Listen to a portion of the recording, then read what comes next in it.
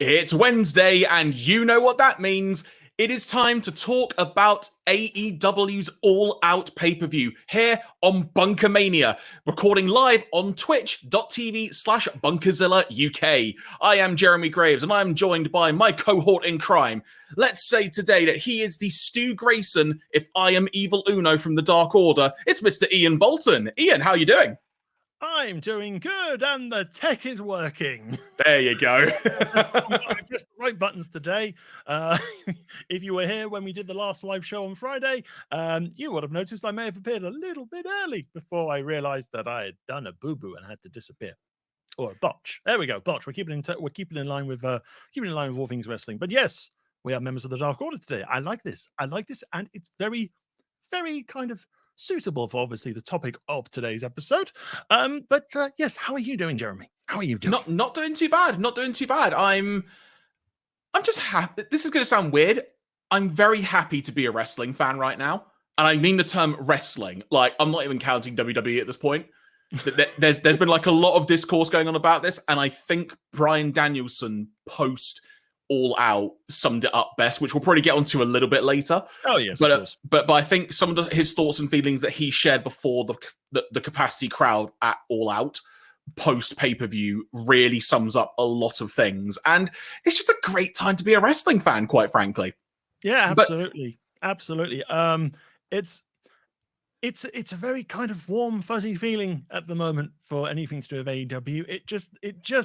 It just seems like it's the place to be right now, especially if you love professional wrestling. This is the place to be right now. And it's like I've been kind of chatting with people online. I even took a phone call from a mutual friend, Christian R. Allen, who had finished watching All Out yesterday, and he just wanted to talk about it. He was just so excited. It's like I watch a lot of wrestling with Christian. I've never heard him this excited for wrestling in so long, and it's like I think it just sums up just how good of a job AEW are doing right now in terms of wrestling.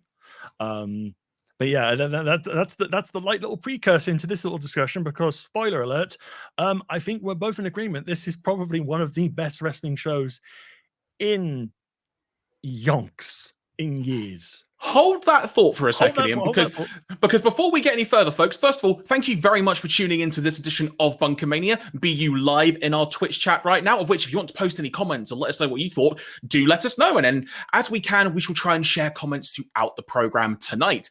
And of course, if you do enjoy the show, be it live or in the archive on the Twitch channel or later on the Bunkazilla YouTube channel, why don't give us a follow? Follow Bunkazilla UK. Lots of stuff coming up and in the works from our mastermind of the Dark Order here, Mr. Iain Boulton. So if you want to follow on Twitch, Twitter, there's a Facebook group as well. Make sure you do that. And of course, stay tuned to the official website of Bunkazilla UK in the coming weeks as well, because I believe you have mentioned, Iain, there are updates coming to be noted very soon. I'm currently starting a bit of redecorating and restructuring, relabeling, and kind of making things a little bit fresh and a little bit funky. But lots of exciting stuff to come along very, very soon. Obviously, BunkaMania is continuing as we are doing. We're both enjoying this show. It's great fun to do the show and talk about wrestling on a regular basis. So shows like Film Raw, which is our podcast and even video live stream about movie reviews, that will be returning very, very shortly, as well as dedicated programs for video games, anime, television, and all that sort of stuff. So it's going to be rolling out gradually from October, but it's a really exciting time for us here. Exactly. Now, you said a few moments ago, one of the best pay-per-views, forgive me, I can't remember the exact quote you said, but in a very long time. Yeah. This is actually what I wanted to start the discussion with, because I've thought a lot about this the past few days, even in the build-up to All Out. I've made it known I've enjoyed AEW since day one. I've loved it from the moment it started. There have been a few random misses here and there, but it happens with everything, but not necessarily of their own volition. Sometimes it's just, if you have an exploding barbed wire death match and your explosions don't happen, technical error, it happens kind of thing. Mm-hmm. But just the ride that AEW has been on, just building up to this show, this has felt like a very defined point. Just for wrestling in general, be you a fan, be you in the actual industry itself, or even just someone looking on the outside, I would argue, and this might be a very big statement to make, but I think this is the equivalent of there being a boom period in wrestling right now. Because this right now is a peak moment, all out. It is a moment that people will be talking about for years to come. It is an incredibly significant event. And in going back sort of through just my brain, not even really looking up events online to see if there's anything I've just really forgotten, but in the last 20 years, and I appreciate that's a big number to say, I would say in terms of events or periods of time that perhaps equal in stature to that, to All Out, I would argue the week of WrestleMania 17, when WCW was bought by Vince McMahon, then WrestleMania 17 itself, just kind of encompassing those two into one element, if you will. That in itself was a very significant moment in wrestling history. And I'm focusing more specifically on North American wrestling, I should say, because I've been to events here in the UK. I've watched loads of Japanese wrestling and from elsewhere that have been incredible events, and I've had a proper emotional attachment to them. But in terms of North American wrestling, because I think that's the barometer I wanted to set here, that time period in March 2001 of WCW being bought and then WrestleMania 17 that same week, that was a moment when I was just so emotionally invested, and that was arguably the final peak of the Attitude Era. That is where it kind of came to a close for many people, has been discussed. Yeah. After that, there are only two other events as a whole that have come to mind. There have been other moments, for example, Shawn Michaels v. Ric Flair, WrestleMania 24. Emotionally, I was so invested in that. It was the final match in the career of Ric Flair. Then Shawn Michaels v. Undertaker 2 at WrestleMania 26, the retirement match. Yeah. I have said from day one, I've never actually gone back and rewatched them. Maybe that's something we'll do at some point, maybe. But I still stand in saying the second match is better than the first. Because the way it ended, it was just such an emotional high. Just Undertaker looked like he was going to utterly murder Shawn Michaels and then did a jumping, spinning tombstone, I think it was, which you never see him do before. Like, it was just that moment. That was like, you're done. It was just such an encapsulating moment. And the other moment where I have been so emotionally invested in just a specific match was John Cena and CM Punk Money in the Bank 2011. Because it was just a fantastic time. And that build up to it as well. I will include like the pipe bomb promo as well. Just from an emotional investment point of view, that's been like just specific matches or things going on. That's been a proper peak for me. The only other two events I have been able to think of since 2001 that have got me that emotionally invested as a whole. Yeah. One Night Stand 2005. That pay-per-view was so damn good. I've, again, not gone back and watched it, not because I didn't want to, it's just because I've got my memory of watching that. And it was just such a fun watch. The emotion involved, just everything about it. It's just that wonderful, like, encapsulating moment of time. Just you have it in your bubble like a time capsule. The other one, which kind of links into what we're going to be talking about, is the All In pay-per-view from 2018. What I almost call the pilot episode, if you will, of AEW. Because it wasn't actually an AEW event because the company didn't exist. But effectively, that was the pilot episode, if you will, or the pilot event. And that was just the wrestling industry just coming together to try and do something really special and unique. And it had talent from so many different promotions involved as well, including New Japan, if memory serves. I think Kazuchika Okada was on there. Jericho did a surprise run-in dressed as Penta. I think Kota Ibushi is there as well. Yeah, he was in the main event because that main event 6-man went like 5 minutes because a match overran, I think, by like 20 minutes. So, but yeah, it's like, I think those three particular all-encompassing events as a whole, the WrestleMania 17 and the WCW being bought, One Night Stand 2005, and All In, those have been like proper emotional highs in terms of the entire event.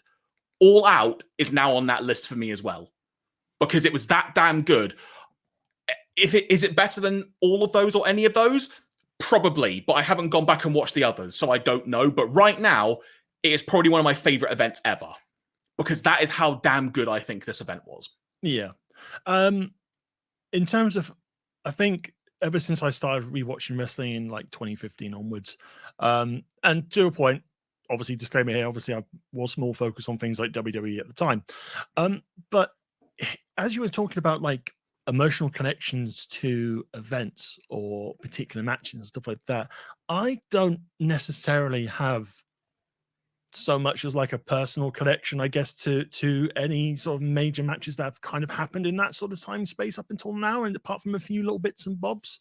I mean, I went to the UK Championship in Blackpool when they started launching NXT UK. That was quite a nice special 2-day event. I enjoyed myself there, and the takeover the following year there was also quite entertaining as well. So those are nice little going to an event live sort of things, which was quite special. In terms of TV, in terms of pay-per-view stuff, again, it's like there are little bits and pieces that are fun to see. I mean, obviously, the cash in at WrestleMania 31. Again, just this is the thing that's kind of evident here. Is like, I will remember the emotions and the feelings I had with All Out this year, simply because it's like it's very hard to describe, but I just connected with it, and I just enjoyed it, and I just, even though I'm watching on a small TV, I'm not in the arena stuff like that, you could still feel to be a part of that show. And I don't think for a lot of stuff that I've watched in the many years since I started watching wrestling again, I feel like I have had that sort of connection. Yeah, I might have the odd little happy reaction. So it's like earlier this year, I was really, really pleased to see Big E win Money in the Bank. It was kind of like a nice sort of feel-good moment there. And this is the thing. It's the thing that WWE say they are. They're all about making moments. They make moments, but they don't make something that's like whole, like something like All Out is. Yeah, I don't want to waffle too much on, because this is kind of, I don't want to sort of feel like I'm trying to pluck for words to kind of. Well, no, but again, I also have just sprung this on you. Yeah, like I didn't tell you I was going to talk about this, but I think what you've just said, though, not to try and put a bow on it, but I think the fact that you are really having to think spur of the moment, is there anything like I've just said where you felt that connected to it? That is a testament to how important, just using that word as a blanket statement, All Out is and was. Yeah, agreed. I think that's a very good statement to make about the event. So, in terms of the event itself, we're just going to sort of go through match by match, if you will, just discuss some things here and there. No particular set way of doing this. The pre-show, it was a big 10-man tag match. Best Friends and Jungle. Is it Jungle Express or Jungle? Yes, it's Jungle Express. I nearly called it Jungle. In the name. No, I nearly called it Jungle Universe. I'm like, no, that's not right. I don't know why. It's the Jungle Universe. Oh. But yeah, so was it 10-man or 8-man? Either way, multi-man match. Best Friends, Jungle Express versus the Hardy Family Office. This was a nice little fun opening match. It kind of just helped set the tone for things to come. Also notable that the Butcher made his return. He's clearly done recording his album with his band now, so he can come back now. That's probably why. But I was actually really happy to see him come back, because I really like the tag team of Butcher and Blade. I think it's just a really cool little unit that they've got going there. And this sort of Best Friends, Jungle Express and Hardy Family Office thing is clearly going to continue. And based on what they were teasing, it looks like we're going to get a hair versus hair confrontation at some point. It's like, I don't really understand the merits of the hair versus hair there, to be honest. It's like I liked the match. I think the match is a great little palate cleanser and warm up for obviously the main show that obviously followed into the pay-per-view. But I think with the Best Friends and the Hardy Family Office feud, it's like I've enjoyed it for what it has been, but it's kind of, I feel something majorly significant should be happening. Not necessarily a heavy hair. I mean, bald Matt Hardy would be quite a thing to see. I can't imagine Orange Cassidy losing his hair anytime soon, to be perfectly honest.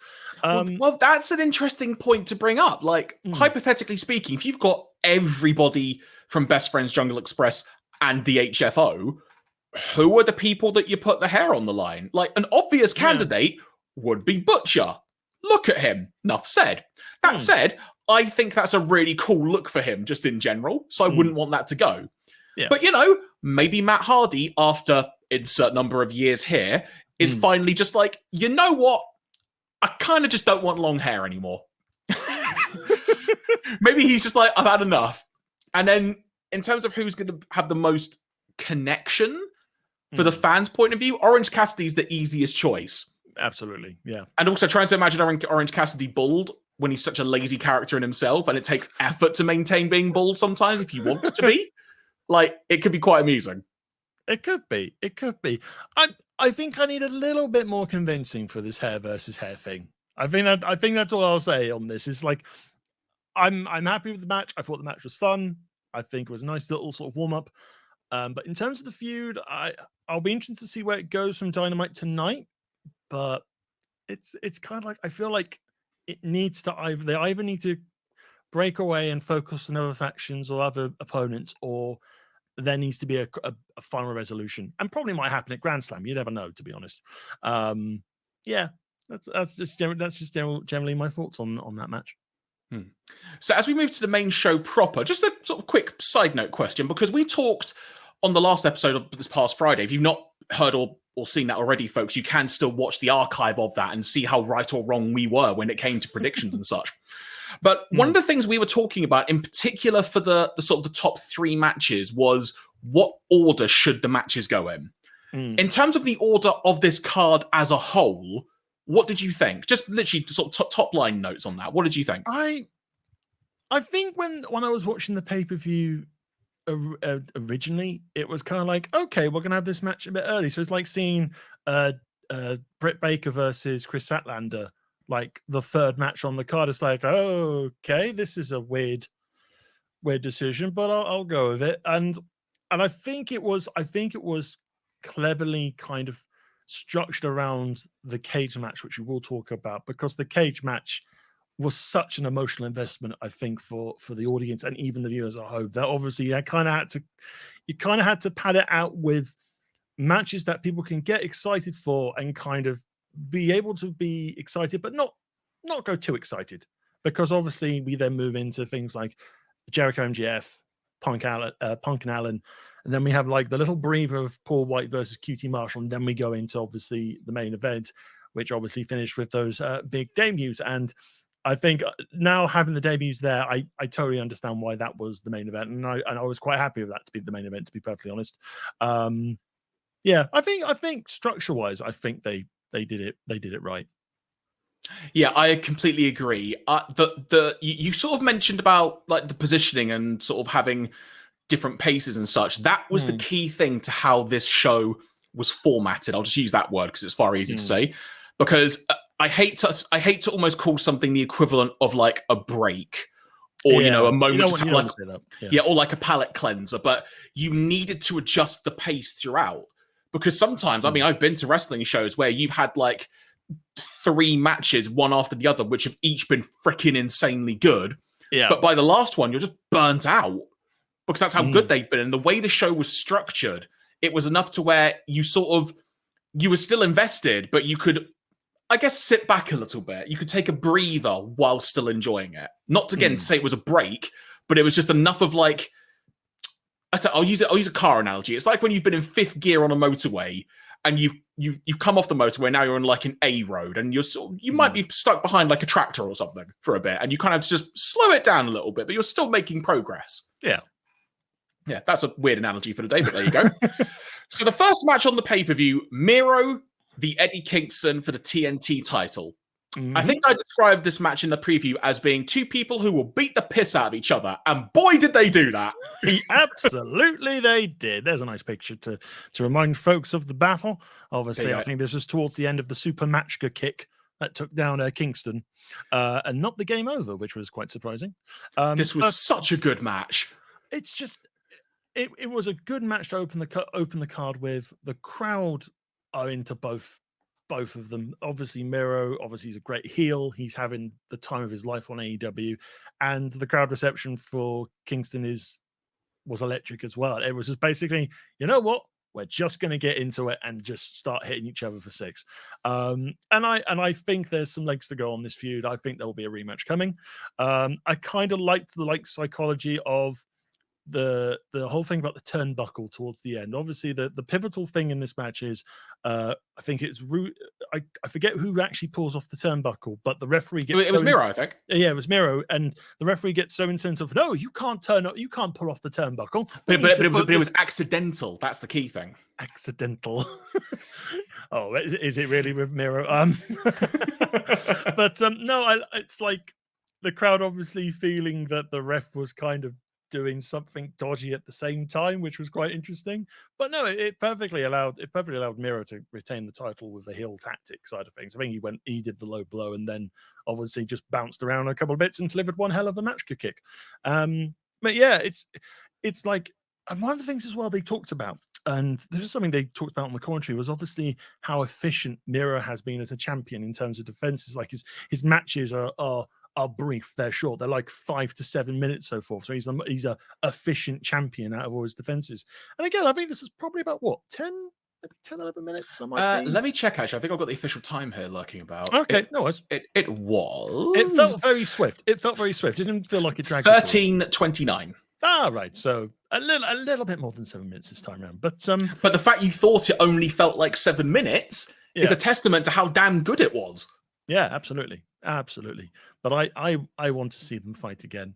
And it's like, part of me, it's like, now that Miro's wife, Lana, CJ Perry, I think her name is, has now seen out the non-compete clause, I so want to see them reunited on AEW. So he's got God's favorite champion and his beautiful wife, and the and everything that can happen. Are you going to talk about the Twitter thing? I have no idea what Twitter thing you're talking about, actually. But no, what I was going to say was Eddie Kingston's from New York. Yeah. There's a pretty big New York show coming up. One might assume if there's a time for Senor Eddie to win the belt, that might be the time. But before we get to the Twitter thing, what I want to say about the match, because first of all, I love this match. Like you said, the crowd was white hot.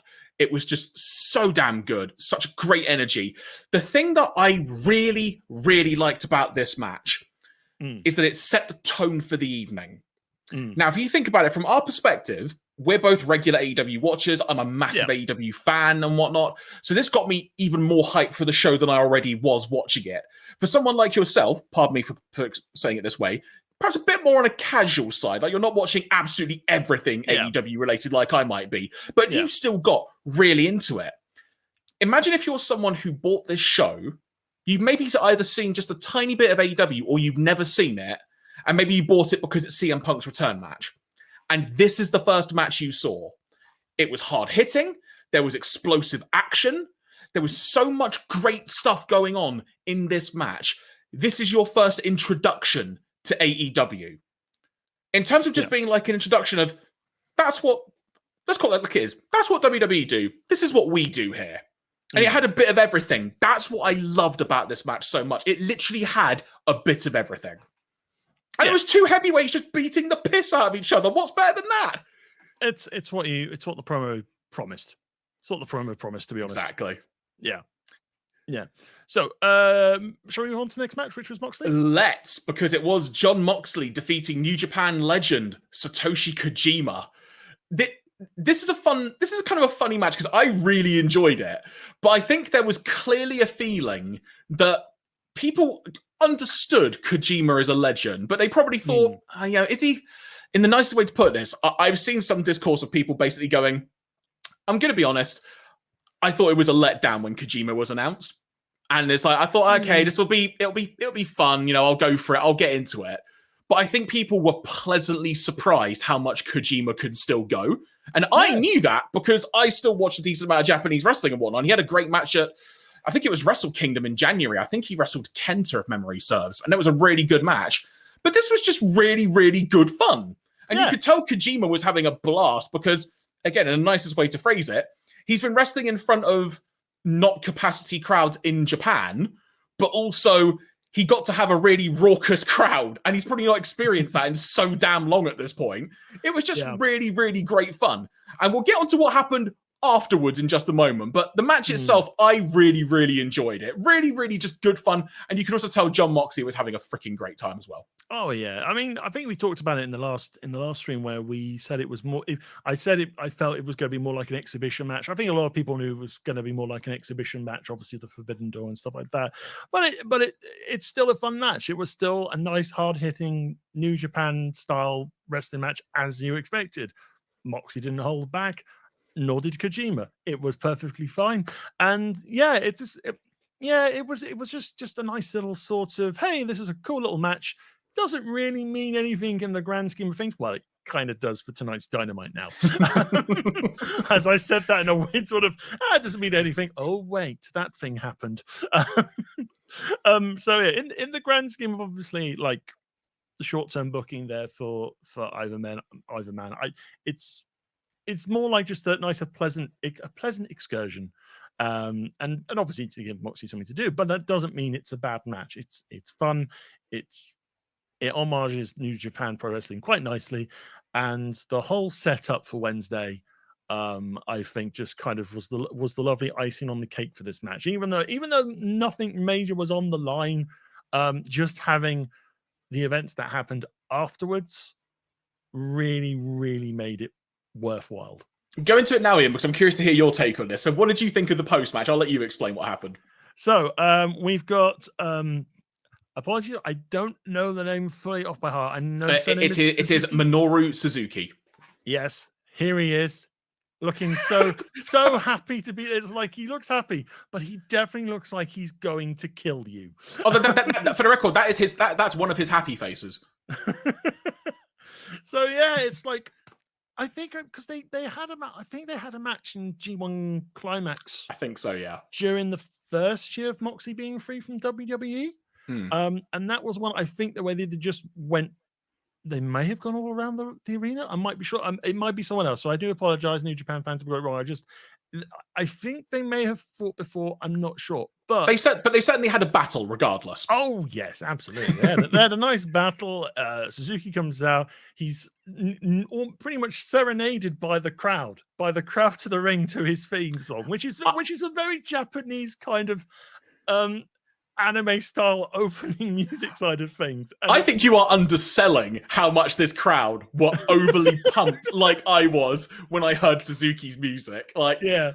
So it's like the way to try and describe Minoru Suzuki is he is legitimately a tough badass. Yes. Like he's competing like MMA competitions, also a form of fighting that I'm not overly familiar with called pancrase, but he is a genuine wrestler.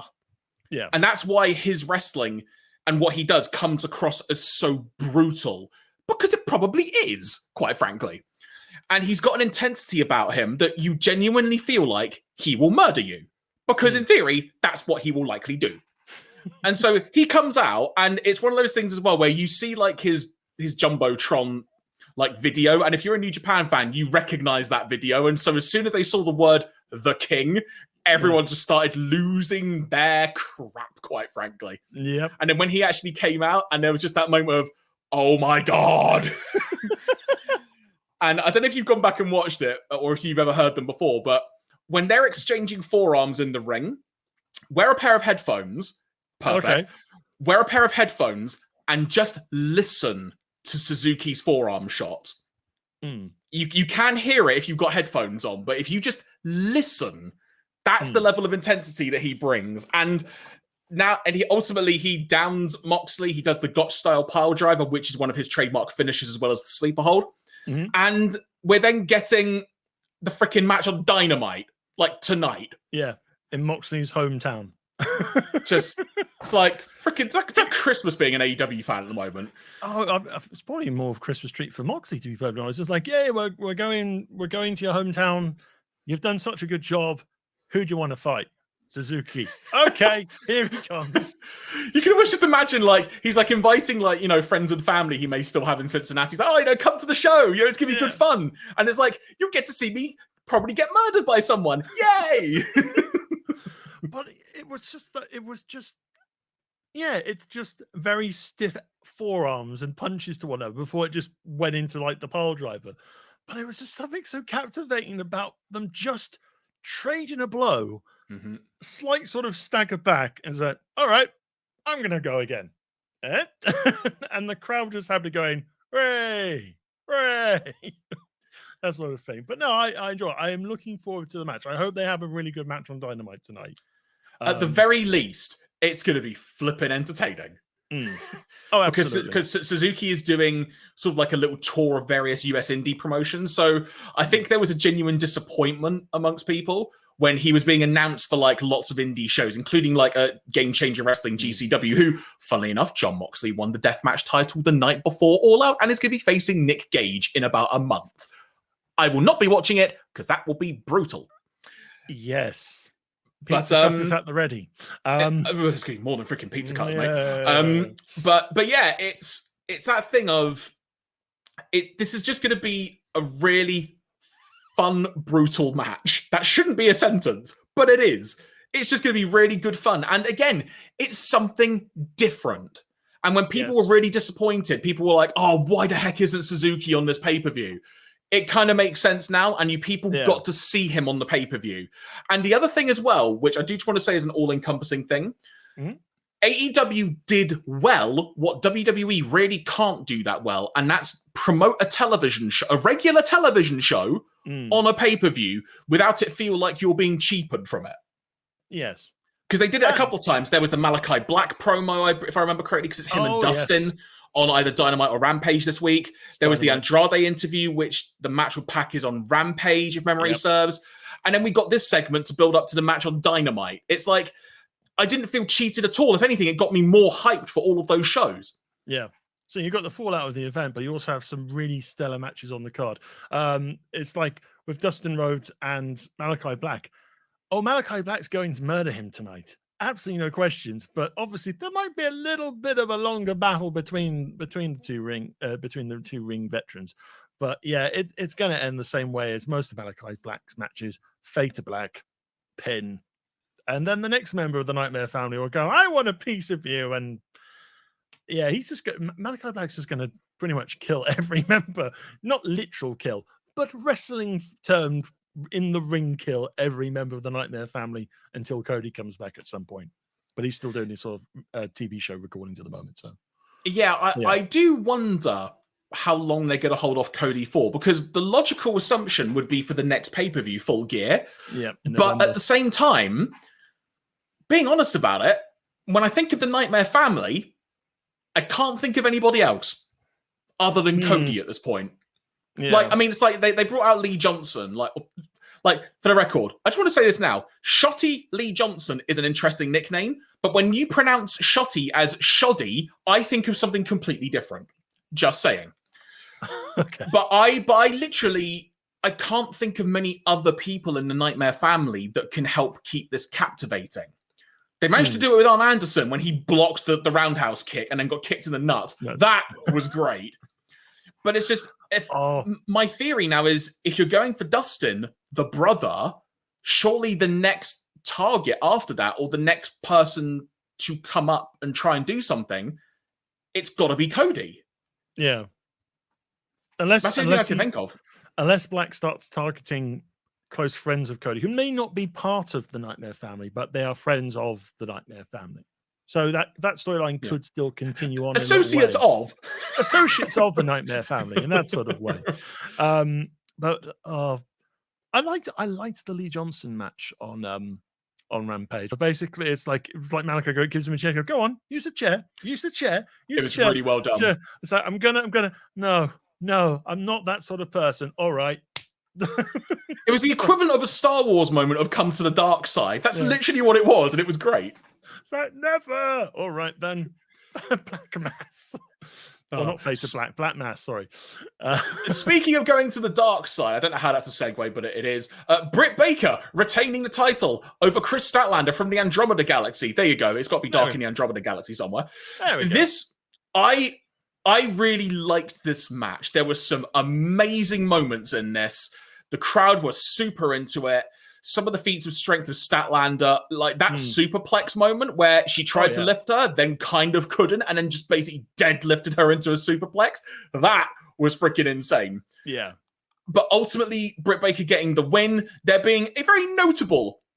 I mean, obviously, we all call it a Panama sunrise. In this case, it was a Pittsburgh sunrise. And little did we know that was a teaser for something later in the evening. But the crowd lost it when that happened. Well, to be honest, with TakeOver 36, Adam Cole did do a lockjaw on Kyle O'Reilly in the undisputed finale side of things. So originally I just kind of thought, oh, it's just Britt Baker returning the favor with doing the Panama Sunrise, because I think there was like a weird trend going on, I think some SummerSlam, because Edge used the Glam Slam on Seth Rollins, and then the wrestlers were just going, couple goals, do your spouse's finisher, and then lo and behold, Adam Cole does it on TakeOver the next night, and then here we have Britt Baker doing it all out. But no, I think the thing is, just like there was nothing that put you in doubt that Baker was losing the belt. I mean, there is that, but again, it's like, even though you kind of felt you knew what the result was going to be, you still had a decent little match out of it. It's probably the most animated I've seen Orange Cassidy in the entire. That was a spectacular moment. Yeah, and it's the perfect example of how to change a character's demeanor when it is absolutely necessary, and it also furthers the, I'll call it, relationship between the two, because it's never really been acknowledged on television, but they do seem to be close to each other, like on television and whatnot. Even on like Being the Elite on YouTube and stuff, like there's moments involving both of them as well. But it was just that moment where, I'm pardoning the phrasing here, but it's just the easy way to sum it up, when Orange Cassidy lost his shit. Yes. And basically just told Statlander, get the hell in the ring.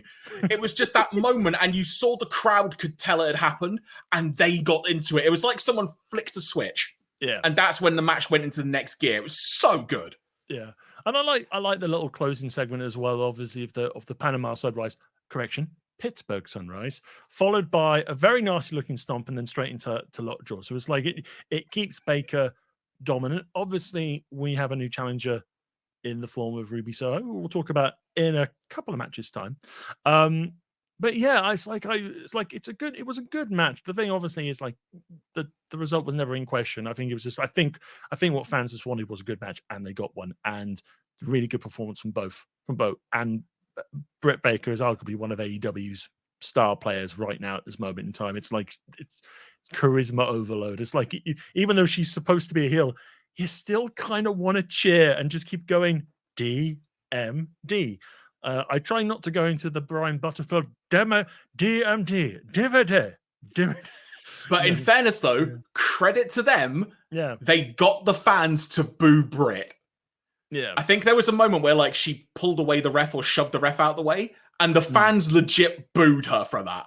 It was like, oh my god, you somehow did it.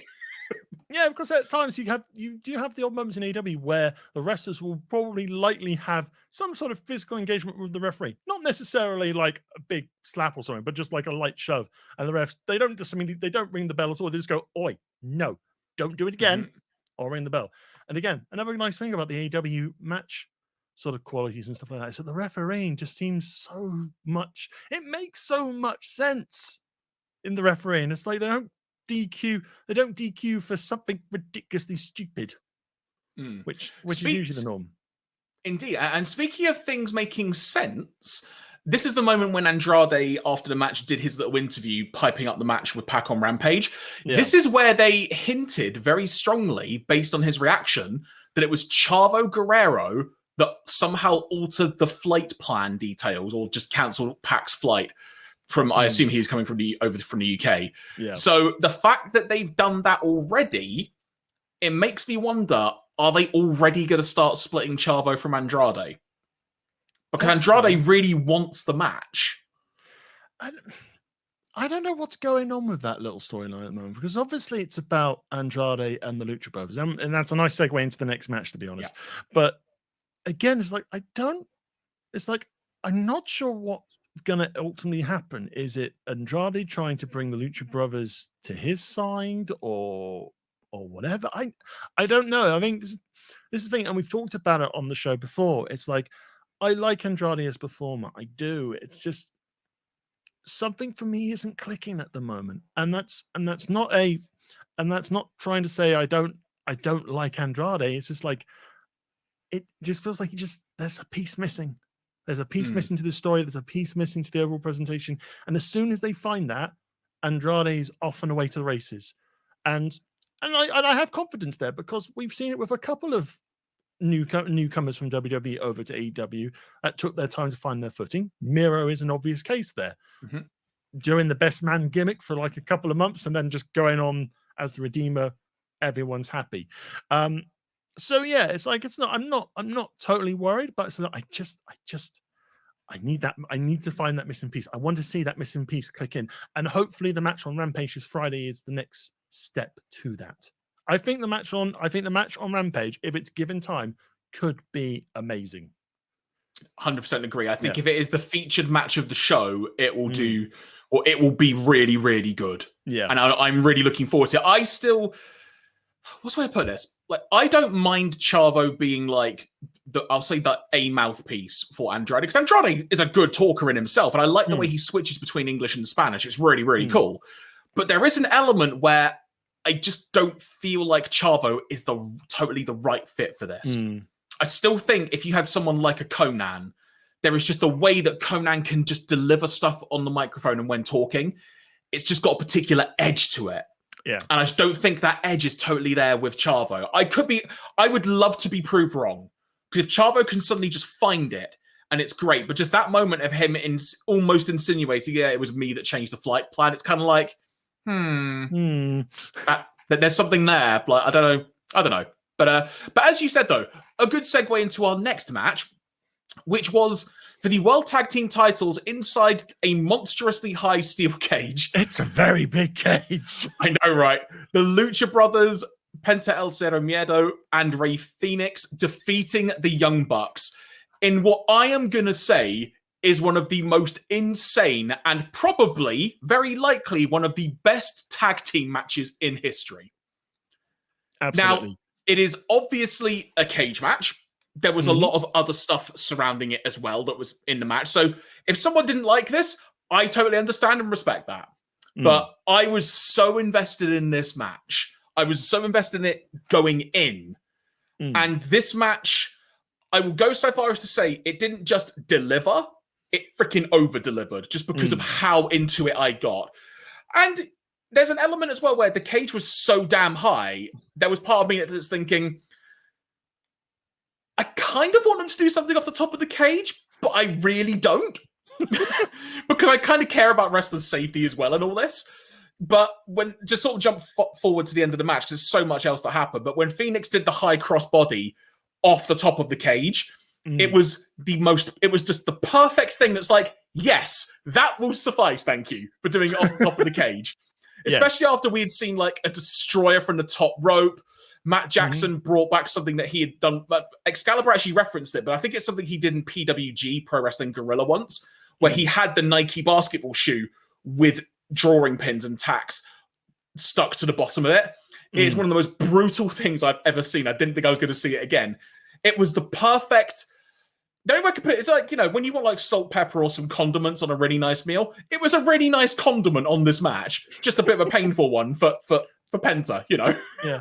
I think the entire presentation of this match from start to finish is pitch perfect. And I'm talking about the entrances as well. Because you had that live performance of the Lucha Brothers theme. It's a real sort of fist pumping, get your blood pumping sort of way. And it was like, you knew this was a fucking big deal. Apologies for the language, but you knew it was an absolute effing big deal about this match because of a performance like that. And like the heroes welcome they got into the match. And then you obviously got the Young Bucks and stuff like that. And it's just the ring storytelling was just insane for this match. It's small little moments, it's small little details. It's like the brother connection of obviously the Lucha Bros. There's that wonderful bit of Penta sort of jumping in front of Phoenix before he gets a face full of thumbtacks. It was the tack boot, wasn't it? Yeah. Literally. Yeah, and it's like you saw.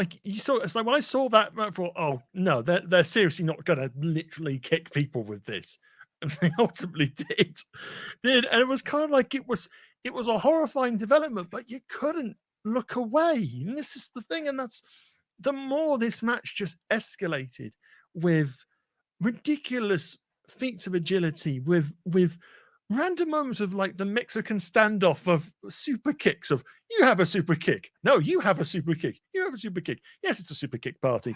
But I guess in any other match, people before you look at that say that is so bloody stupid. But for this point in time, for this particular moment, it just seemed perfect. It really did.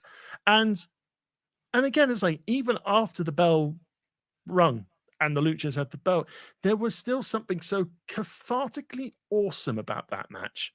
Even seeing the family rushing out to hug, to sort of meet up when that happened, like I genuinely started welling up. It was almost like at that moment. Sorry to cut you off, by the way, but at that moment, I was so happy because I love Penta and Phoenix. Like Phoenix is gonna be champion one day. He has to be AEW champion because he is so damn good. And it's like even if it was Penta as well, I'm game either way. But Phoenix is on a flipping another level. And there was just that moment when Penta was like waving to the crowd, like you could tell he was saying, "Come down here." And I'm thinking, who's it going to be? And then I could see a referee like beside him, basically trying to say something to him, which I'm guessing was, "You need to get to the top of the ramp. You need to pose with the belts." But you can tell this is more important. Yeah. And then suddenly, and forgive the graphic way I'm going to describe this, but when his young daughter comes out and he suddenly hugs her and he's soaked in blood. Yeah. And it's just a moment of, I don't know why, but the fact, just that visual, and then both daughters and I'm assuming wife as well, partner. And it was just that moment of, you've won the war. That's what it felt like. It was like they've been building up to this. And the Young Bucks reign, and that was like the icing on the cake, and that actually did set me off, and I did start actually tearing up a bit. I think for them, it's like this is them. It's like this is their kind of pinnacle moment in their career. Yeah. They've achieved like a perfect match, which I would not be surprised if Dave Meltzer throws out 6 stars at this, or even more at this rate. But it's still deserved. It is an incredible match. And it's like yes, it gets to really crazy levels of violence. It's like there were bits where I was generally shocked, like the masks were literally being ripped from their faces because of things like all that, and it just added to the drama, it added to the suspense, and it's like through hell and high water they bled for those belts. And even like there was a video which we'll talk about a bit later on of the Lucha Bros being interviewed. It's like Penta's championship is coated in blood. And it's just like, yep, this is the blood, sweat, and tears that I've put in to get this belt. And again, it's like I'm excited to see what happens next, who the next challenges will be, and all that sort of stuff. Because with the right team, they will always have classics. They had a great one with Jungle Express a couple of weeks ago. So it's like it's a nice new start in the tag team division. And I mean, there's Santana and Ortiz. Yeah. There's Private Party, to name another team. Yep. There's Best Friends. FTR, Best Friends. Like there's a whole world of possibility here. Yeah. And now, I mean, not to try and jump ahead, because I appreciate we've also got a certain time limit tonight, but one would assume at some point in time the Bucks will get a rematch. But in a weird way, I kind of don't want them to. I kind of almost want this to be a precedent, because have they held the belt they've held the belt for about a year now, haven't they? About 6. They won it from FTR. Yeah, I think and I don't recall FTR getting a rematch. And so I'd almost like to think they're going to do something else for a while. Yeah. Which one would assume there's still unfinished business with the Dark Order in theory. Yeah. So they could, I mean, Dark Order tag teams. There's like 2 of them in there. I mean, obviously they're a bit on edge at the moment, but there's just so many possibilities. But like I say, this cage match, if you've not seen it, go out of your way to see it. Yeah. It is that we're not just throwing hyperbole. It is that damn impressive. It is worth paying for the pay-per-view, to be perfectly honest. I mean, a lot of the whole pay-per-view is worth paying for. And people are very happy to pay for the pay-per-view based on this one. But no, absolutely. If you have to see any match from this pay-per-view, it is this one. By far and away, it is this one. And I think, and then after that sort of intense emotional journey that we went through, we had like a nice sort of relaxer match, I guess, with the Casino Battle Royale for the women. I mean, you say that, it's confusing as hell at the best of times, but you know. It's a little different, but it's kind of like a Royal Rumble, but we just send out 5 or 4 people at every 3 minutes. It's a Royal Rumble. It's a Royal Rumble with group intervals. Yeah, pretty much. That's basically the way to figure it out. Yeah. This match, this was fine. Like, I don't think it was not the greatest thing in the world, but obviously to jump to the end of the match here, well, near the end, the Joker was Ruby Soho. And there was there you go. And also that moment there, actually, I'm going to jump to this while that's on the screen. I don't know if you've seen it doing the rounds, but there's the moment that Ruby wins the match, she rolls in the ring. She's like pounding the mat because she's so happy. And then Bryce Remsburg, the referee, is there. And I'm not sure if you're aware of like Ruby's history in Chicago and stuff, but she used to wrestle like a local promotions on the Chicago Indies. She used to wrestle in a promotion called Shimmer Women's Wrestling. And Bryce Remsburg, I think, was one of the referees there as well. Okay. And so they've known each other for a really long time. And if you watch it, that moment, just before she hugs Bryce, you can literally see her go, "Hi, Bryce," and hug her. And it's just such a lovely moment.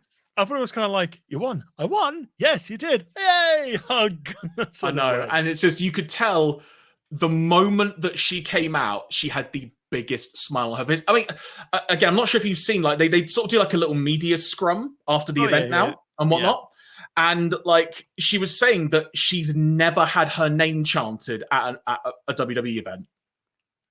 And the idea of that no one chanted her name in all the time she was there, which, I mean, you know, take a word at face value, but there's an element of, if you imagine this is your debut, you're a mystery. In theory, people don't know you're there, but people hope you're there, and you get a reaction like that, and everyone's behind you. You've got one of the best punk rock songs from Rancid, and also story about that. Apparently, her actual name, Ruby Soho, I don't know if you're aware, but like Lars Frederiksen, who's like the main guy of the punk band Rancid, who's like a good friend of CM Punk and stuff as well. He's actually in the WWE CM Punk documentary, if you've ever seen that before, Lars Frederiksen. So Ruby was talking to him, and apparently it was him that came up with the idea for the name. And on one of Rancid's albums, they have a song called Ruby Soho, which is the song you heard. And he literally said, "Why don't you call yourself Ruby Soho and use our song?" So it was his idea. So it's just a really cool thing like that. It's just really, really cool. It's so punk rock. And her entrance was awesome. And ultimately, it came down to her and Thunder Rosa. And ultimately, she won.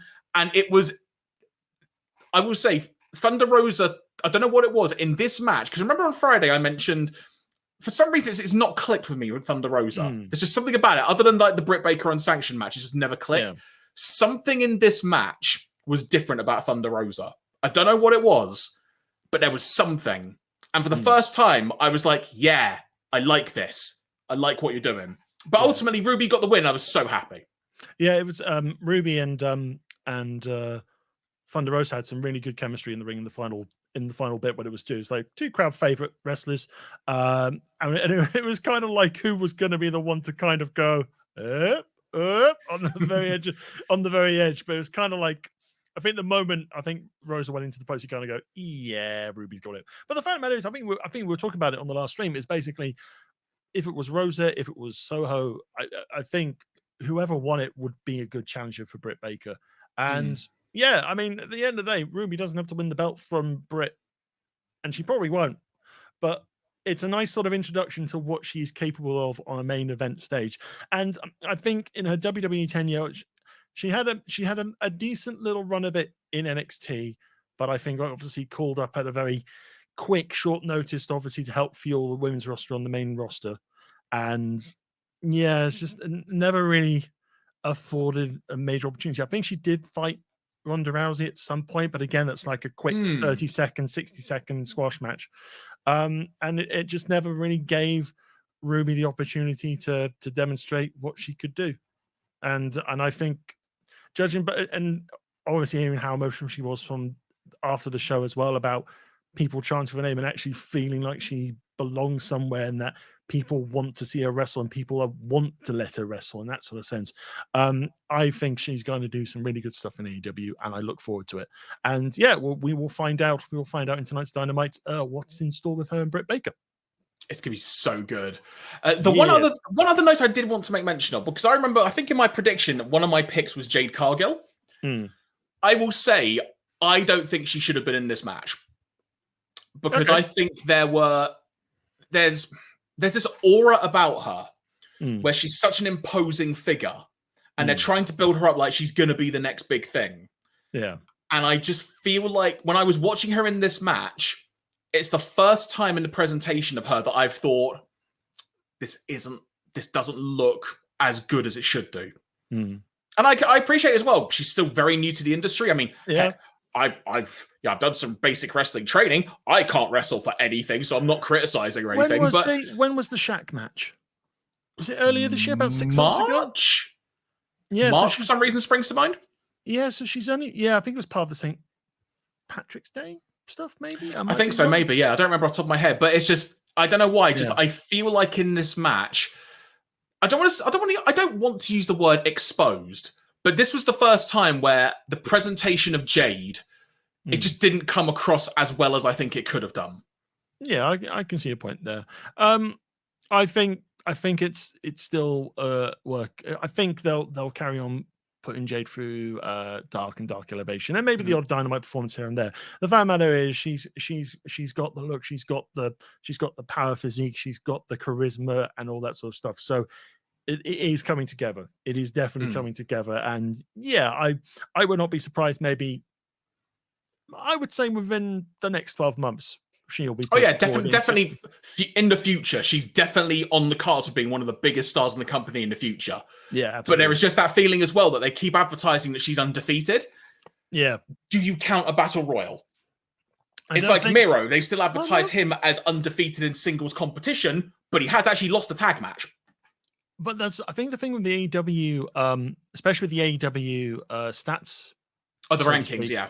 Is basically they'll show like the singles record and the tag team record. So I think as long as they're keeping those sort of groupings separate, I think that is okay. I think that's okay, because I guess in that way it makes them seem a bit fallible in a way. And I think that's a good thing sometimes for storytelling, is you don't make them, it's like sometimes just that little chink in the armor or something like that, or that sort of, they weren't necessarily good here, they're undefeated here, but there are moments where they can be beat. So it's like it gives, I guess it gives the people under them in the rankings the thought of, maybe I can beat them, maybe I'm sorry. And I think it just adds a little bit of, realism, I guess, to the ranking side of things. Because otherwise it would be absolutely stupid. It's like WWE have done it with wrestlers coming in and they just win everything left, right, and center, for example. I mean, it's like, I think the Shield were undefeated a considerable amount of time when they joined. But obviously that was the Shield.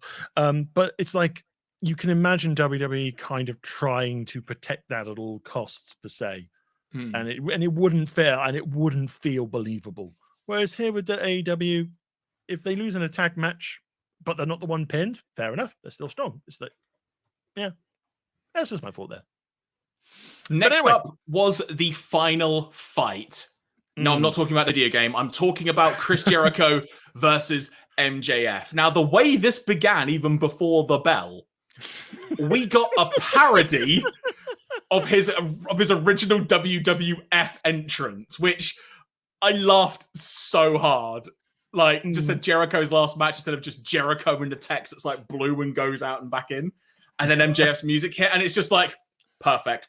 Home run, that's it. I was doing basketball just then, but home run. I just love the fact on commentary as well for this entire match, they weren't hiding their distaste for MJF. And I think that's wonderful. I think it's wonderful from a commentary side of things, just to say, yeah, we're trying to be fair and unbiased, but we definitely don't like this shit. We don't like this little shit back. And I think that's a testament to obviously how the character is and so forth. I think MJF is one of AEW's most entertaining characters, and it's like, it's fun to hate him and it's fun to see him be be like Raw. I think if you got insulted or blocked by on Twitter, it's like it's a badge of honor. It's a badge of honor. Then you have irked him, or you've received the spite of MJF in a way. But yeah, I think we were talking in the last room about this match of kind of going, well, it feels a bit weird, but it seemed like it was going to be a Jericho victory. Ultimately, it was after a very clever way of restarting.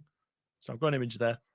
Yeah, because Jericho got pinned. Although I can't remember exactly how it worked. I'll try and look up a note quickly. He got Judas affected by MJF. So it was that's what it was. Yeah, and then during like 2 to 3 count, his foot's on the rope. That was it. Yeah. But then another ref came down and went, "Hey, wait a minute!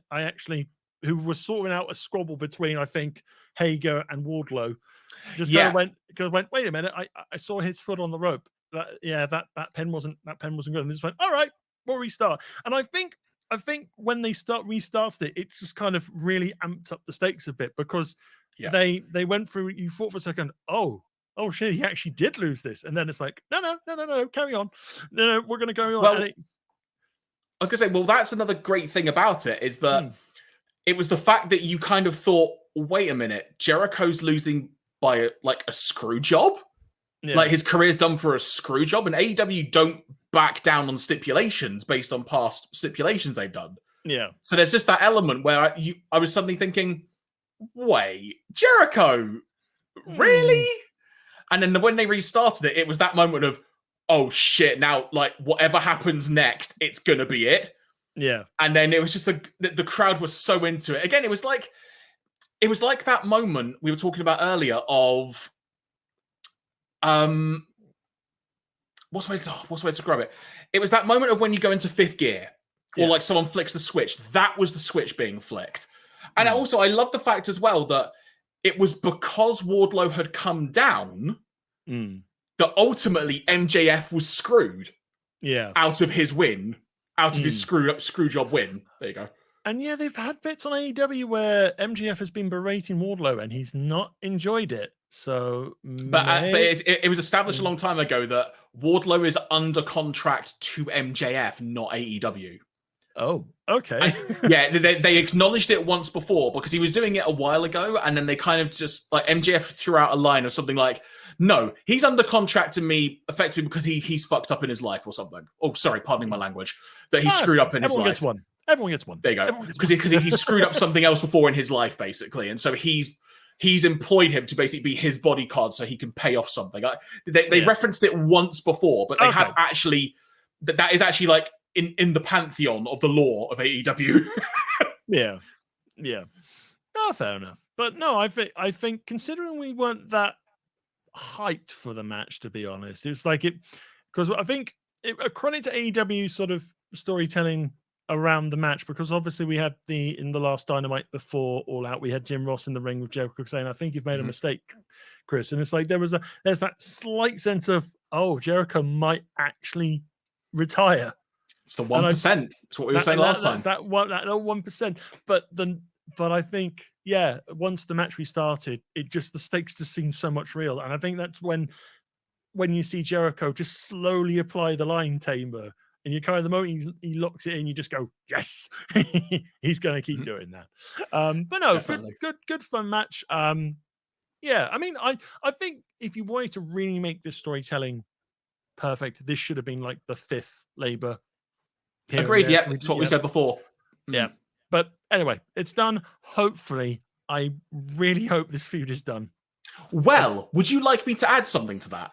Oh God, no, you probably like this. So, because I watched like BTE, I watched like the Ethan Page vlog. Now, flipping Uno's got a vlog, and I also watched the Sammy Guevara vlog, partly to help kill time, partly because I'm just curious to see if there's any random tidbits. And Sammy Guevara specifically said on his vlog that was published yesterday at the time we're recording this on Twitch Live, that now that the Pinnacle feud is done, he specifically used those words. So by all accounts, this is done now.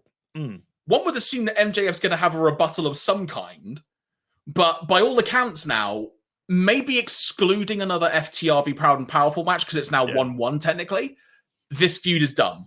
In theory. Yeah. I mean, they can always play on on history of that young, happy MJF with a certain CM Punk. Oh, that is a funny picture to see, but also wholesome at the same time. Oh, there you go. So you just mentioned the name. Let's get on to it. The next match was the first match in 7 years of one CM Punk, and he defeated Darby Allin. Now, so this match, first of all, I really enjoyed it. By the end, I was so into this. Yeah. But early on, I don't know what it was, because there was one, I think I mentioned it again on our Friday stream, that I didn't want to kind of overhype myself for this. I kind of wanted just to take it at face value to see what was presented to me. But there was an element where it kind of felt like, okay, I'll use the car analogy because anyway I can do it. Like, it kind of felt like we were trying to get out of second gear for a little bit. Well, like there was a little bit of a feeling out thing, which he's not wrestled in 7 years. I don't knock it. But there was that early moment of like, okay, doing some stuff, got like a lot of chin locks and stuff like that. I was like, okay, I'm just going to go with this. Let's get into it. Also, because of the emotional high of the Jericho match, I can also imagine there was Punk probably thinking, I need to just like restore the balance, if you will. Let it stew a bit. I think in a way, and some people have mentioned this in their own sort of reviews as well, in a way it was kind of like the storytelling equivalent of CM Punk just sort of kind of getting the ring rust off him. Yeah. And slowly coming back into it. So yes, it has a very methodical, slow start. But then there are certain bits where it starts to pick up high gear. And then halfway through the match, Punk hits the first GTS. And it's like it comes out of nowhere and everyone is literally shocked about it. But Darby just falls out the ring. And the way he fell out the ring, what the heck, man? It's like it sometimes it is uncomfortable to see Darby Allin fling himself around the ring, but that is that is the Daredevil he is. So it's like it might not be nice to watch sometimes, but you kind of have to kind of sit and watch it in awe and sometimes because it's like there's even the buckle bump where he is thrown into the buckle and just flings out of the ring as well. It's like because he got thrown in between the top and second rope. Yeah, and normally someone would hit their shoulder. No, he just somehow hits the back of his back and goes flying down to the floor, and then you're just spins. Like, the hell. But no, I think this was a nicely told match. It didn't have to go. I think from a CM Punk fan perspective, it didn't have to be the greatest match ever, but it had to be able to demonstrate that Punk was still able to go at a good length match. I mean, this did that. And this was about a 15-minute match. It was apparently 16:44, in case you're curious. So close. So for that and to just enjoy it and have those little moments, I mean, it's like the coffin drop in which Punk just sits up. That is one of my favorite moments. Just he does the coffin drop, and it's like, how's he going to counter it? He just sits up. Has a laugh. It was both the most what's the way to phrase this?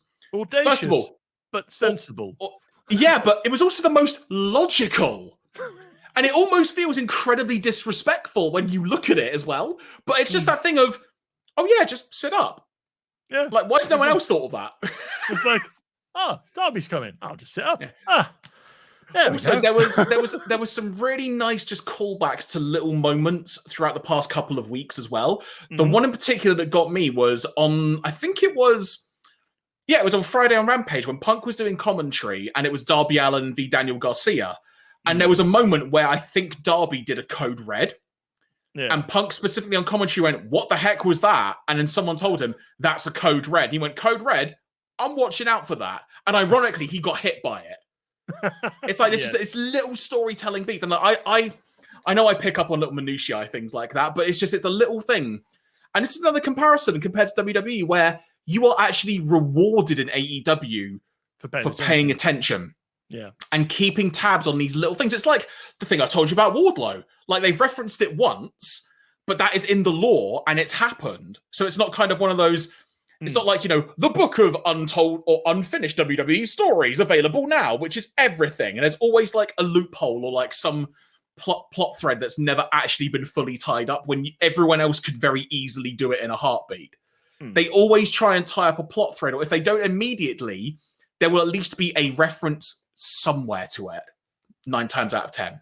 And this match, by the end of it, I was so into this. It was so good. The crowd were mental. I hear that the ice cream bars were great, and I'm jealous. And yeah, I was really, really happy above all else that this match just went well. Yeah. There's people online who just clearly want CM Punk to fail. Yeah. Like, it's just the way it is. That's how some people are. I was just so happy it just went well. Yeah. That's all I wanted in the grand scheme of things. And the moment after the match where him and Sting shook hands, by all accounts from Punk, that was basically an unplanned moment. Yeah. And they both admitted this is a really special moment. And the idea that we're going to be getting potentially some more interaction between Punk and Sting is so cool. I don't know how. Maybe they'll team up randomly, You never know. But it's like, even in defeat, Darby looked good. And you got to kind of wonder how much marking in the inside he was doing during that sort of the end bit of just shaking hands with CM Punk and just going, I have just had a match with CM Punk. Yeah. It's that sort of thing. And just touching back to the Rampage, actually the Countdown to All Out video that they released after Rampage, I think there's an incredibly great story from Punk. He talks about Eddie Guerrero coming to one of the indie shows and wrestling him and so forth. And hearing that Punk is aiming to be the mentor, or kind of be this sort of mentor that just helps the younger talent just shine bright on a big stage, I think is a very sort of not very sort of. It's very positive. It's very positive. It feels like he is going to add so much merit and help elevate these stars as well. And he started it with Darby Allin. So it's kind of like, the reason I mentioned that photo of him and MGF, it's like, wouldn't that be just like a fun, silly storyline? And saying, I was like, yeah, I met you when you were all cool, and now you're just terrible, and you can have a little mini feud there. At some point, their paths are going to cross. Yeah. The other thing I really liked as well, because there was it was actually today at the time we're doing this live on Twitch, but AEW put up like a Road to Dynamite video, like with some like post-match stuff, some behind the scenes. But there's a great moment with Ruby Soho and the former Sarah Logan. I can't remember what her real name is. Sarah Rowe. There you go. Thank you. That's what it was. Sarah Rowe. And there was like a wonderful moment involving them. Some off-air comments from Daniel Bryan in the arena as to why he's in AEW and why people are coming to AEW. But it was a great moment from Punk where he basically just said, he came here to have matches with the younger talent. He wants to wrestle them. But he basically said, on the scale of 1 to 10, I thought Darby Allin was an 11. He's a 15. Who am I going to wrestle next? I don't want to wrestle Darby Allin. Because he basically just said, I'm not going through that again, in a good way. Yeah. It's kind of elevating, really, really well done. Elevating that stock, saying Darby Allin is not to be underestimated on this roster. And only way is up for him, to be honest. Right. And speaking, I was going to say, speaking of the only way is up, it was the only way down for QT Marshall, because he got decimated by Paul White. And do you know what? This match literally went about 3 minutes. It was exactly what you thought it was going to be. It was going to be the other members of the factory getting involved. QT kind of trying to do not much because he couldn't. Big Show delivered one of his silencing the crowd like chops 4 times, I think it was. Choke slam, pin to the back. Yeah, perfectly fine. I think after obviously Punk and Darby, it's that sort of, again, it's like this is a match that we knew wasn't going to probably set the energy levels off the radar. I think it was one to say, hey, calm down a little bit. Yeah, it's like I said, just restoring that level. We've got one more match and a little bit more to tell you. But yeah, quick, short, to the point, right result. End of this tiny, tiny, tiny, tiny feud. And now Big Show, no, Paul White. I will use the correct name. Sorry. No more BS, Paul White. No more. I do love that. Random thing. I just love every time they do Paul White commentary on BotchamAnia, and you've got that cat with the little bandana just going. Anyway, so now Paul White can go off and ask Billy Gunn, hey, what was that chair shot about the other night, mate? this feud must continue. Now it is the right versus the Gun. There we go. Done. 1999's come back to haunt you, everybody. Oh, anyway. But the Anyway, main event for the AEW World Championship, it was Kenneth by God Omega defeating and retaining. Oh, that's a very good photo. Defeating and retaining the championship against Christian Cage. So I guess the first thing to say is, how did this compare to the Impact title match? Personally, I prefer the Impact title match, but I think that was also striking while the iron's hot. Everyone was up for it. Like the stars aligned. Not to say this match was bad. It's just comparing the two, I was far more into the other one. But the reason I was far more into the other one, and this is both a testament to how good All Out was, but also a detriment to how good All Out was, is that when this match happened, I was tired. Like, I was burnt out, I'll be honest. Like, it got to the start of this match, and there was part of me that's thinking, oh man, I really want to take in this match, but I'm actually tired. Like, I've had such a good time. I don't know how much more I can actually like devote my time and energy to this. That's a really weird comment to say, because it's nothing against either Omega or Christian. It's just the circumstances. That's how loaded and great of an event it was. Yeah. I mean, it's like this match, again, this match was a little slow to start off with, but it started picking up. And again, it's a fine wrestling match. It might not be best of the years or something like that, but it was a good title match. Christian Cage continues to show why he is a workhorse performer in terms of things. It's like to still be able to go after like a 7-year or so gap from wrestling as well, similar to CM Punk, and to be able to do it to that level as well, like taking stomps for a table, taking various V triggers and taking a one-winged angel super. Like the avalanche. Yeah, what's the phrase? The avalanche one-winged angel from like the second rope, like madman. Like, you know, just he's a trooper. Yeah. But it was a very serviceable main event. Obviously, I think a lot of people were a little bit displeased and kind of disappointed it wasn't Paige in this. But then again, obviously, they're going to return to that storyline. They're going to return to that storyline. But at least what they've been able to fill the storyline with for the time being has been very serviceable and has been very entertaining, and it's been a short, fun, silly little feud with Don Callis and the carny piece of shit that he is. So in kayfabe, of course. So good. No one saw Christian Cage taking the belt. I think generally they just wanted to see a nice little decent closer match, and that's what they got, because pretty much everything was about what happened straight after. I'll let you take the lead in this one, because I've done a lot of the talking. So how do you want to proceed events, as it were, with what happened next? Well, basically, there's massive beating ups of left, right, and center. So Jungle Express come out to help Cage after he's been beaten down after victory, and all the Elite are gathered together. Even Jurassic Express, that's their name. Yes, and even the Young Bucks, who had been broken, beaten, and kind of looking sorry for themselves, are just hobbling into the ring as well. And Kenny was kind of going, well, anyone who wants to fight me is either not here, retired, or already dead. The lights go out, and lo and behold, and I am generally, and it's like trying not to get slightly emotional about this at the same time, I am generally happy. I'm so happy to see this man in AEW. So good. It's just the way the lights went out, and then you just have it's all about the boom. And it's like that theme tune, that theme tune just hit the ground running. And it's like, when we were talking just before we went online.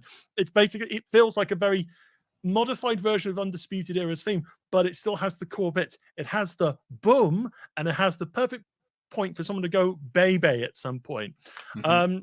Cole turns heel within like 60 seconds by kicking Jungle Express, rejoining with the Elite. There's this wonderful picture. I haven't got it in here, but the picture I love the most, and it's the one that does the rounds a lot, is just Cole just looking so happy and being kissed on either cheek by the Young Bucks. And the top of his head by Omega. Yeah, and it's just kind of like, this feels so. It just felt so right. It really did. And so I need to, just on that note, sorry to cut you off. Are you aware of the reference to "or already dead"? Are you aware as to what that's in reference to? Yeah. So basically, when he went off to join NXT, they killed him off on being the Elite. They killed him off on being the Elite by spiking a can of Monster. backstage at a PWG show, which is why if you watch Being the Elite and they do a seance to bring him back, when he appears, he's like, Super Dragon, who's like the promoter of PWG, and he's like, why does my mouth taste a monster?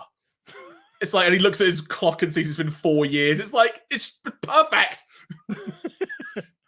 Yeah, so we have that, and then we're getting ready to send the folks home happy, and then Ride of the Valkyries. And yes, it finally happens. Good old Bryan Danielson. I've got the name right off the bat. Let's try. Try not to say the other name. Just call him Brian if all else fails. Yeah, Brian works. Brian works. Turns up, and Crowder. It's like the crowd already lost their minds for Adam Cole's return, and then the crowd lost their minds again for Brian. And it's kind of like, and a lot of people have been kind of going, "Oh, it's like too much. That's too much to do at the end. You can't just debut 2 top tier stars on the same go." Yes, you can, especially with AEW. You can do it this way. Or if you count Ruby, 3. Yeah, 3. Yeah, 3 there. But yeah, again, nice little final beat down and a nice sort of running knees from Danielson. And yeah, crowd go, I'm happy, and that's the end of just an insane pay-per-view. And yeah, I think there's also that nice little video again of the road to Dynamite where they were showing some stuff after All Out that happened, and Brian's just in the ring, and he's making it clear why he's there. He's a wrestler. He wants to wrestle. He's drawn to AEW because it's a place that people are generally thriving. It's a place where audiences are enjoying themselves, and they're giving them and reciprocating the stuff that they're seeing. And yeah, I think a lot of people have noted this is like the start of a new era for AEW. So we've had the opening 3 years. We're now into like maybe not necessarily year 2, but like phase 2 of AEW, per se. Mm-hmm. And the only way I feel for them right now is up, because it's like they're not putting a foot wrong, even when certain shows aren't necessarily delivering. And there've been 1 or 2 Dynamites on the road to All Out that weren't necessarily firing all cylinders. Mm-hmm. It's still a watchable product. It's still a product that people will watch. It's still a product that people will happily talk about and feel excited about, even if certain things that they want to see happen don't necessarily happen today. That they are happy to still keep tuning in and watch it. And when you look at the other company that is running, it's like I can't find anyone who says they're generally happy to watch a WWE product right now, and I'm one of them. I mean, this thing, and this is not for me to. This is not me to say. This is not me trying to kind of really hammer this in. But I actually cancelled my subscription to WWE Network this week, and it's simply because it's like I'll enjoy some of the shows. I enjoy the Stone Cold podcast, but there's not much for me to really to really enjoy anymore, to be honest. Mm-hmm. And that really sucks in a way. It's like this is a point in time where we have an amazing promotion doing amazing things in AEW. This should be the fire that helps WWE get back on track. It's like, I don't want to see them fail, but it's like, I want to see them try to put a product out which is not which may be on the same level, but near the same level. And I think I've said this before on the podcast. I don't think they're gonna bloody try. They're just gonna go, nope, we got the blinkers on. This seems to work for us. We're making money, and it's the thing. It's at a point. The key thing with AEW is that people, including ourselves, want to watch it.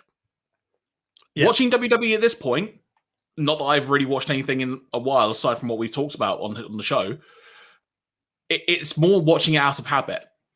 That's actually what it comes down to. And you know what? I'm still subscribed to the network because I keep forgetting to cancel it. I'm still waiting for that Lex Luger documentary. Like, I want to see this Lex Luger documentary. Icons. Yeah, the icons. Yeah, and like WWE keep like moving things. And at this point, I'll probably just like try and get a free trial gimmick or something if I can, because they seem to send those out every week. Well, but I'll probably take pay-per-view by pay-per-view. If there's something that I'm really excited to see, then I might sign up for the month. But at this moment in time. In terms of watching the weekly TV content, I'm fortunate to have a BT Sport subscription, but I don't watch Raw. I'll watch probably SmackDown, but I'll still skim through a bit of it. I'll watch NXT. I'm going into next week's NXT with a whole new rebranding with just very low expectations and see what happens. If it impresses me, great. If it doesn't, well, I'm not even. I won't be disappointed in myself. But no, I feel this event in particular has really just sort of really opened the eyes, I think, to just how much of a positive impact AEW is having right now. And you see it in the interviews, you see it in the behind the scenes stuff. The wrestlers there are genuinely happy to be there.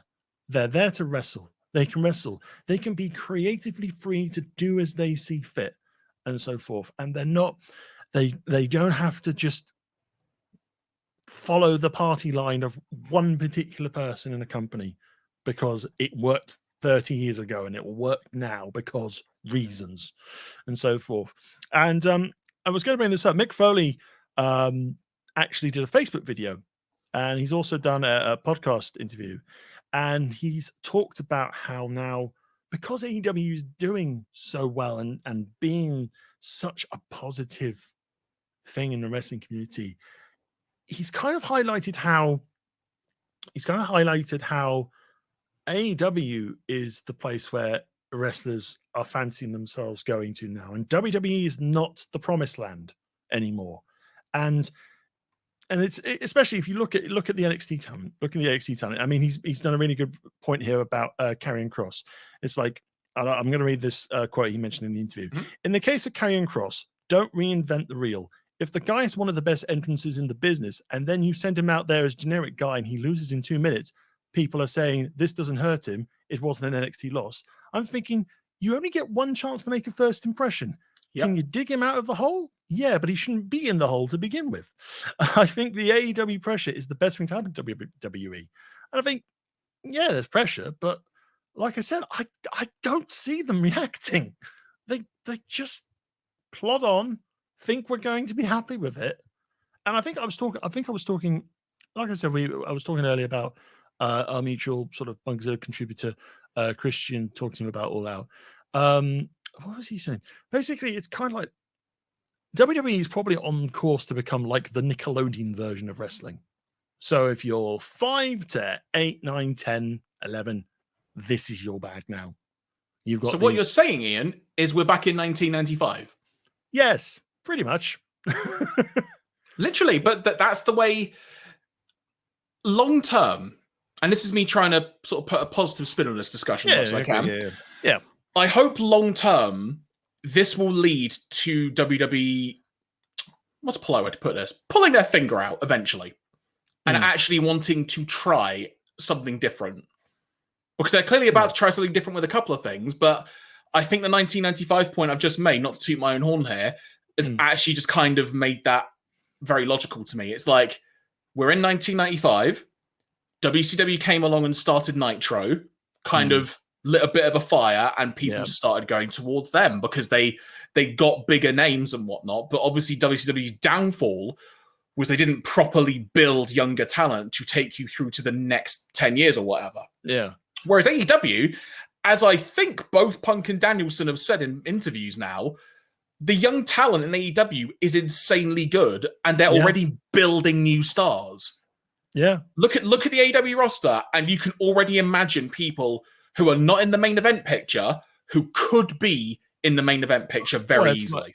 It's like stars like Dante Martin, who had that stellar turning in that tag match with the Young Bucks and Kenny Omega a few weeks ago on Dynamite. Daniel Garcia is doing pretty good stuff. John Silver of the Dark Order. Yeah, John Silver 2.0. There's like, they've just jumped over from NXT, but to get a contract and be involved in big storylines already with Sting and Darby Allin. They've been there a month, and look how much they've done. Yeah, you don't